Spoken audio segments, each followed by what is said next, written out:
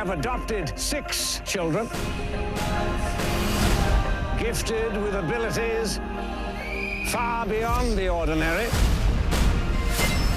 I give you the Umbrella Academy. Guys, welcome to Brazil. Thank you so much for being here with us. Thank you. We saw you at the event. The people were crazy about you, right? Felt the energy, right? Oh, the walls were shaking. It was amazing. Thank you so much again for talking to us. Basically, it's a long story, but we don't have time. So, kids adopted with superpowers. They were supposed to save the world, but things just don't go like that, right? Yes. So can you start saying like really quick about your character and the team? I play Luther Hargreaves. Number 1, he's the leader of the family. That was instilled into him by his father, Reginald Hargreaves, and he's got super strength. And he feels a lot of the pressures of being the leader. He's a big man on the outside, but he's quite soft on the inside. I play number 2, Dale Hargreaves. I am proficient with martial arts and knives. And I have a feud with number 1 because I want to be the leader of the Umbrella Academy. And he's the more activate, right? He's more excited about everything. He wants to solve the... Yeah, he takes, being a vigilante very serious, and I think that causes a rupture between all of the brothers, myself and all of my siblings, because they have so much potential, and I see them kind of doing other things with it rather than using it for the good. Vanya? I play Vanya Hargreaves, number 7, and I am the ordinary one. I'm the one with no powers and was always sort of isolated and treated quite poorly as a child. So yeah, she's sort of dealing with her own issues as an adult. And I play Allison Hargreaves, Oh shit, number it was 3. weird. I cut ahead. No, Okay. she asked. I did number 7, but oh no, I'm wasting time. I play Allison Hargreaves, number 3, the rumor. And Allison has the power of influence, the ability to alter reality and change people's decision making. And she also grew up kind of as the poster child of the family. Even though she wasn't number 1, she was kind of always in front and on the cover of all the magazines. And she was kind of the one that their father kind of pushed forward because she was the only girl in the crime-fighting family. And so I think that kind of tumbleweeded into her, searching for the limelight and wanting to be an actress and kind of getting the fame that she ended up getting once the family kind of dispersed and kind of went their own ways when they were teenagers.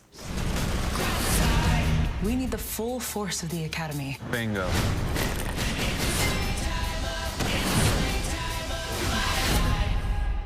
I would like you to start talking about your relationship, how you first started working together, and now for this project, how things work. Yeah, sure. Our editor, Scott Alley, put us together and shared each of our work with each other.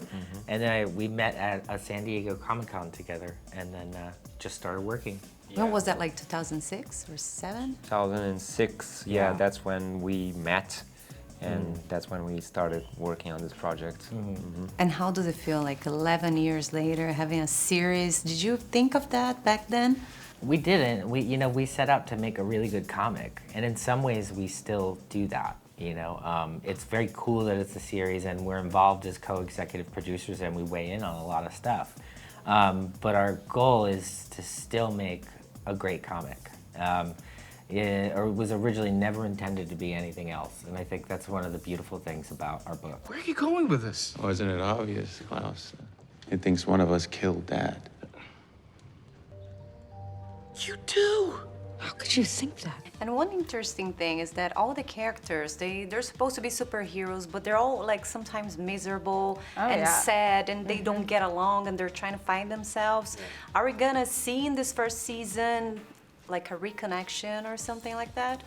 Maybe. Yes and no. Yeah, Maybe no, yes. That's the struggle throughout the whole thing is you kind of want them to get over all their crap that they're dealing with and just get on with it, because there's a bigger problem at hand here, and they're just trying to deal with their own personal issues. And they all come home after 17 years apart and not speaking or seeing each other, but they don't come home because they want to. They come home because their father died. So it's like they've been forced back together, and so it's kind of like out of obligation they try the niceties and are trying to get along and trying to like understand what's been going on in the past 17 years.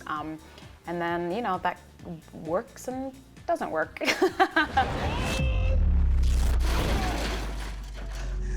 are these guys? Who the hell are these people? You give them tips like how to act or I gave specific things about characters. I did. Well, we did give Steve direction on the characters, and we would say, oh, Klaus is like this or something like that. But one of the beautiful things about the show is that all the actors, they brought something unique and their own thing, and they really flourished. So we embraced that. I jumped forward and got stuck in the future. Do you know what I found? Absolutely nothing. How did it feel to see it ready for the first time?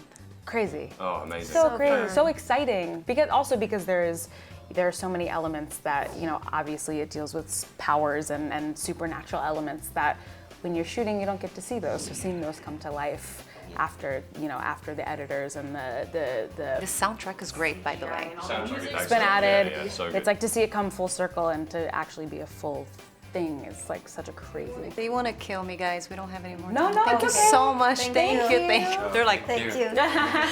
thank you.